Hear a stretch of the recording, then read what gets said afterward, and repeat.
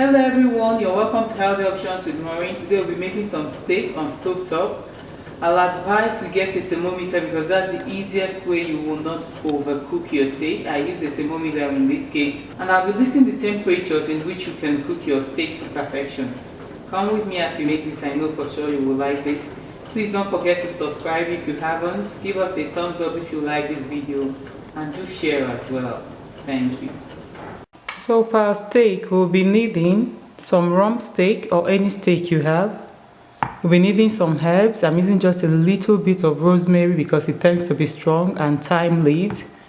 We need some garlic, and then I want to use ghee because we are cooking under high temperature. So I've been heating up my cast iron skillet, and I'm going to start cooking this right away. So I'm just going to be adding on the ghee in the cast iron skillet. As you can see, it's simmering hot, and that's why we are using ghee.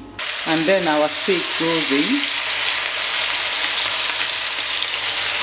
the head goes in, and then the garlic. The steak has already been pat-dried and seasoned with salt, so we are just going to cook this very quickly.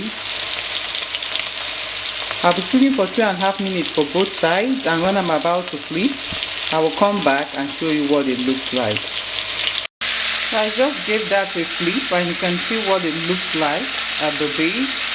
So we'll just let the reverse side cook for some time, then we'll let this rest before slicing into it. So I just checked this for doneness now using my thermometer. So I'll be cutting this out, and I'll let it rest for some time. So our steak is ready, and I like to serve it alongside some baked potatoes and some mushroom gravy. I'll be leaving a link to how I made this mushroom gravy so that you can look it up and see it's slightly pink in the middle. Please don't forget to subscribe if you haven't. Give us a thumbs up if you like this video, and please do share as well. Thank you.